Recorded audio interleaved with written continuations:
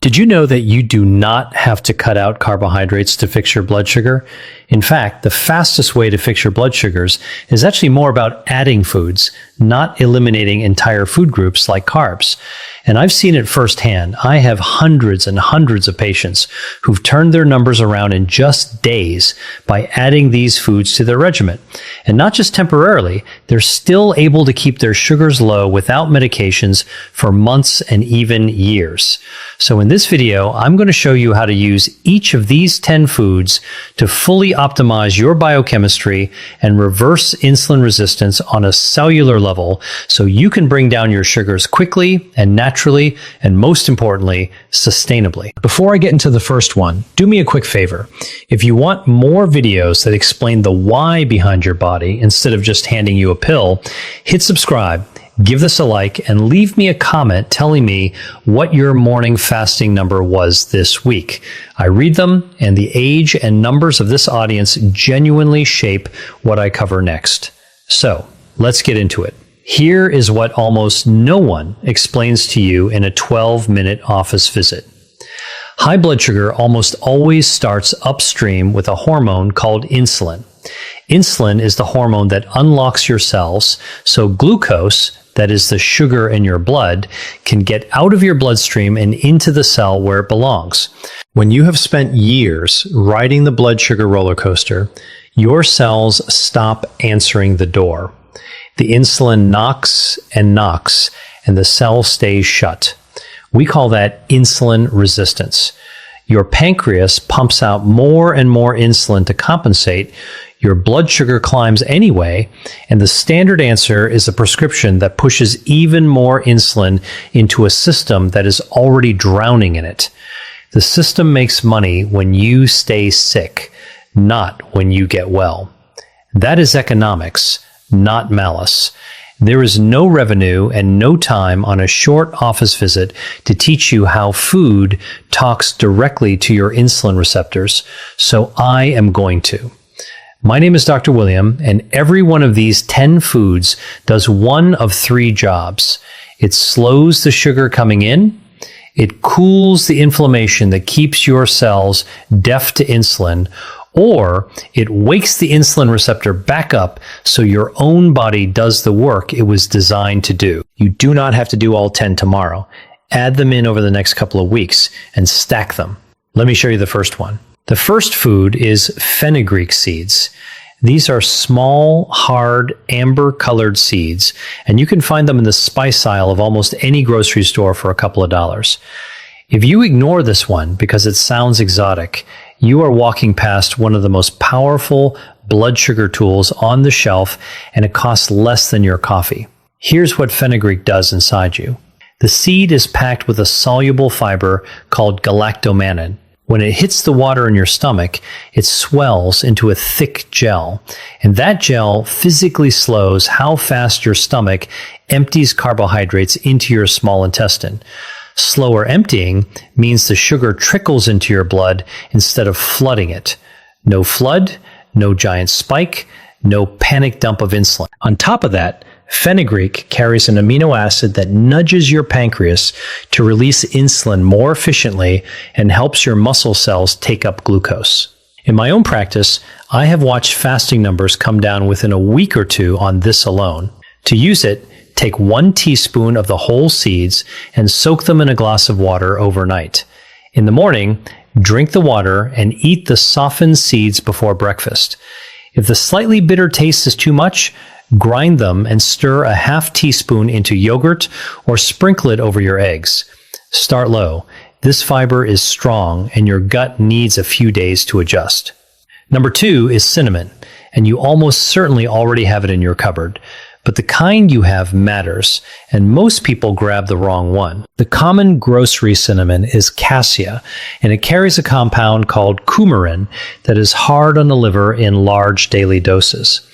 The one you want is Ceylon cinnamon, sometimes labeled true cinnamon.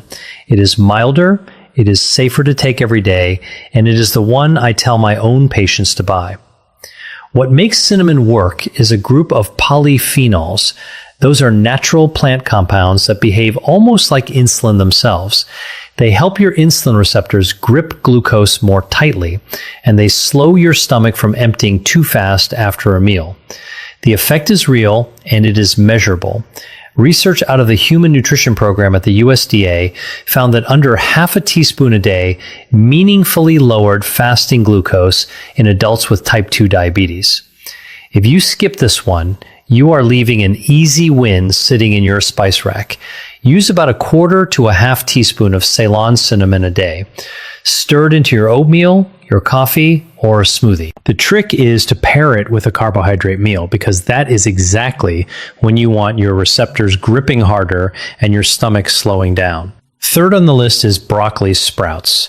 And I want you to pay close attention here, because this one is the most underused food in this entire video. Not full broccoli, the little 3-day-old sprouts. Ignore the distinction and you miss almost all the benefit. Broccoli sprouts are loaded with a compound called sulforaphane, and the sprouts contain somewhere between 50 and 100 times more of it than a head of mature broccoli. Sulforaphane does something none of the other foods on this list do quite as directly. It goes to your liver and quiets down the overnight glucose factory. Your liver makes sugar while you sleep, and in insulin resistance, it makes far too much, which is why so many of you wake up with a high fasting number you cannot explain. A 2017 study from Lund University in Sweden gave concentrated sulforaphane to people with type 2 diabetes and brought their fasting blood sugar down measurably, with the strongest effect in exactly the people whose sugar was hardest to control. You can grow broccoli sprouts on your own counter in a jar for pennies, or buy them in the produce section. A small handful, a quarter cup, on a salad or a sandwich most days is plenty. Do not cook them hard, because high heat destroys the active compound. Eat them raw or barely wilted. So far, every food has done the same quiet work, slowing the sugar down or waking the receptor up, and we are only 3 in. The next 4 are the ones that change the meals you are already eating. If a friend or someone in your family is fighting their numbers too, send them this video, because this is the stuff no one sat them down and explained. Anyway, number 4 is the avocado. Most people think of it as a fat to avoid because of the calories, and that fear is costing them. The fat in an avocado is monounsaturated fat, the same family as olive oil, and it is one of the most blood sugar friendly things you can put on a plate.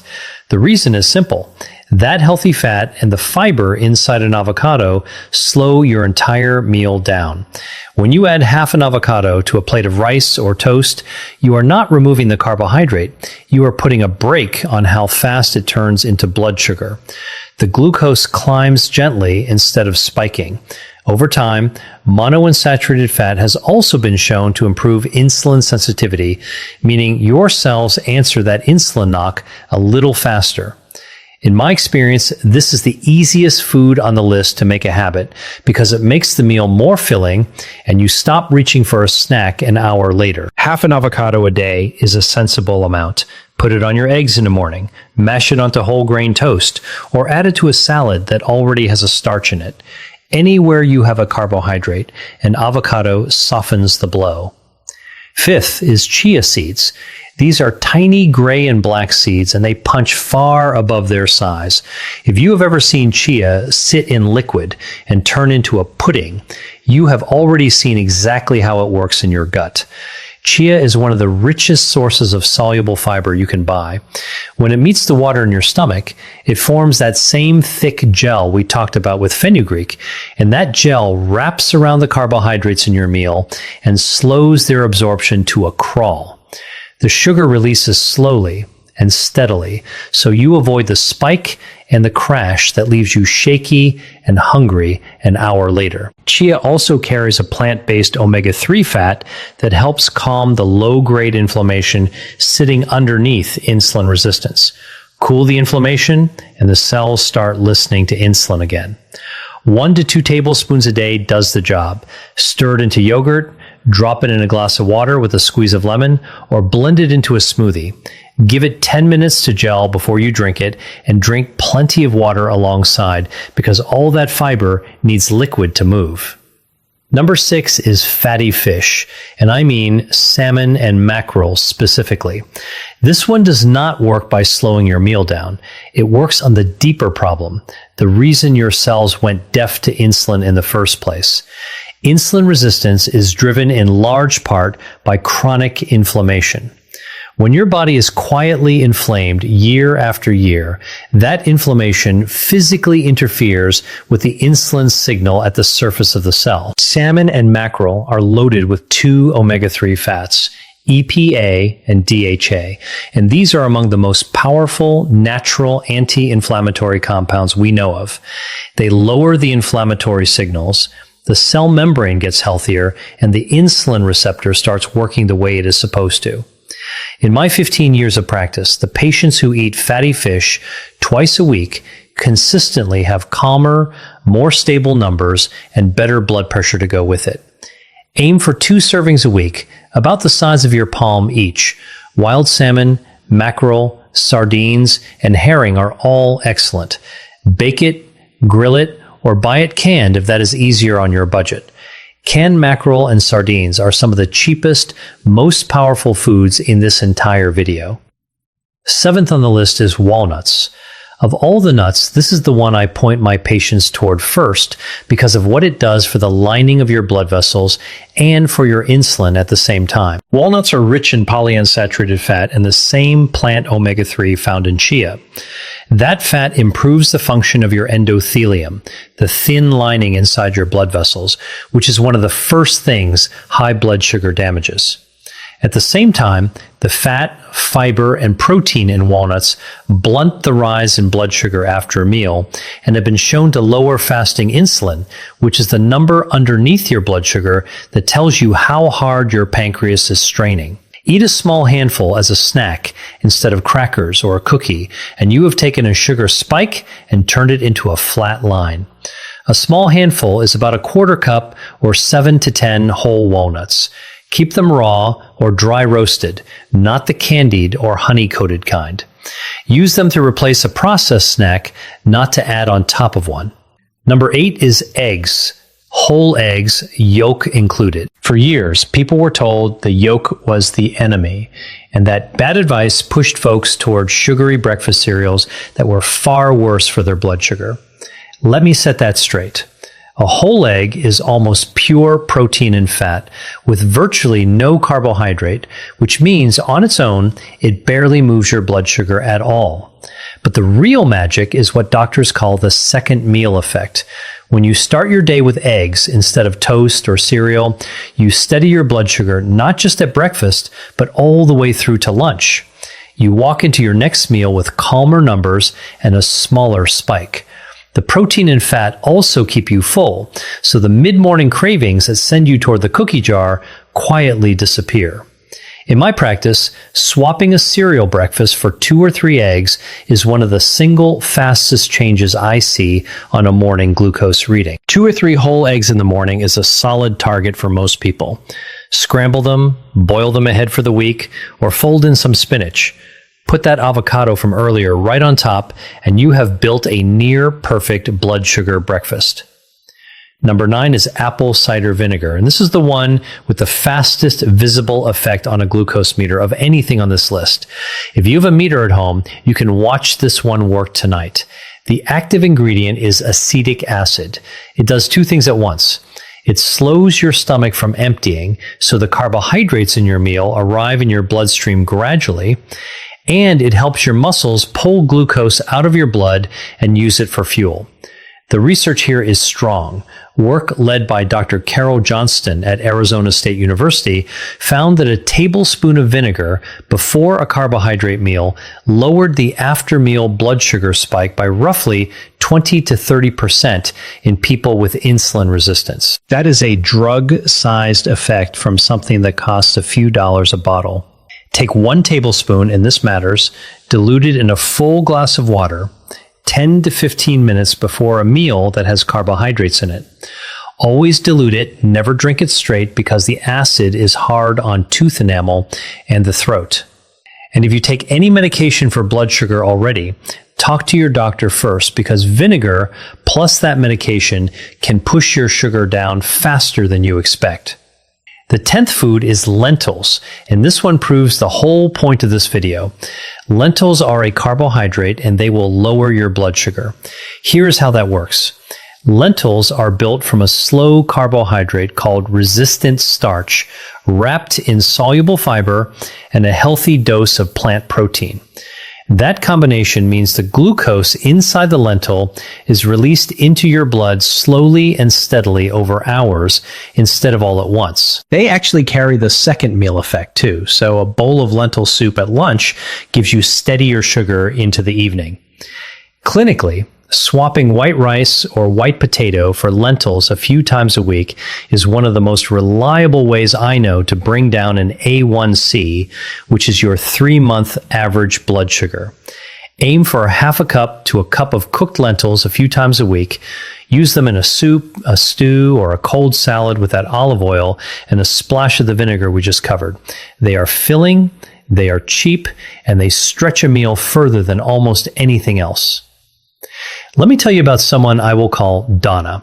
63 years old, recently retired, came to me frightened because her fasting sugar was sitting around 180, and her doctor had just told her it was time to add a second medication. She did not want to spend the rest of her life climbing the medication ladder, and she was scared of where this was heading because she had watched her own mother lose toes and then her eyesight to this same disease. We did not cut her carbohydrates to nothing. We added eggs and avocado in the morning instead of cereal, a tablespoon of vinegar before her bigger meals, lentils swapped in for the white rice, walnuts instead of the afternoon cookie, fatty fish twice a week, cinnamon in her coffee, and broccoli sprouts on her sandwich at lunch. Within the first week, her fasting numbers started dropping. Within 3 months, working alongside her own doctor, she had come down off that second medication entirely, and her A1C had moved from the diabetic range back toward normal. 2 years later, it is held. She did not starve herself. She ate more food, just the right food, and her own body did the rest. So let me tie all 10 of these together, because this is the reason they work when cutting carbs alone fails. Every one of these foods is handing your insulin its job back without starving you. The fiber foods slow the glucose down so your pancreas never has to panic. The fish, the walnuts, and the chia cool the inflammation that was jamming the signal. The cinnamon and the vinegar walk right up to the insulin receptor and help it grip again. Do that meal after meal, day after day, and the cell that stopped answering the door slowly starts opening it on the first knock again. That is what reversing insulin resistance means at the cellular level. And once it happens, your body holds your sugar down on its own, which is exactly why Donna's number stayed low for 2 full years. Before I give you tonight's plan, I need to draw one clear line. If you are on insulin or a sulfonylurea, one of the older blood sugar pills, these foods can lower your sugar fast enough that your medication dose may suddenly be too high, and that can drop you into a low. So add these foods with your doctor watching your numbers and let them walk your medication dose down as your body improves. Do not stop any prescription on your own. Bring this list to your next appointment instead. So here's what to do tonight. 5 simple steps. 1. Tomorrow morning, replace your cereal or toast with 2 or 3 whole eggs and half an avocado. That single swap changes your blood sugar for the entire day. 2. Tonight, soak a teaspoon of fenugreek seeds in a glass of water and drink it first thing in the morning. 3. Buy Ceylon cinnamon, not cassia, and start a 1/4 teaspoon a day in your coffee or oatmeal. 4. Before your biggest carbohydrate meal tomorrow, take 1 tablespoon of apple cider vinegar in a full glass of water 15 minutes ahead. 5. This week, swap white rice or white potato for lentils at least twice and put fatty fish on the menu 2 nights. Stack these in over the next 2 weeks. You are not removing the foods you love. You are adding the foods that protect you. Now, everything we did today brings your sugar down during the day and after your meals, but a huge number of you have told me the same strange thing, that your highest reading of the whole day is first thing in the morning before you have eaten a single bite. You fasted all night and your sugar went up anyway. There is a specific reason your liver does that while you sleep, and there is a way to shut it down. I made a video that explains exactly what is happening overnight and how to wake up to a lower number. I will put it right here on the screen. Go watch that one next, and I will see you there. Dr. William.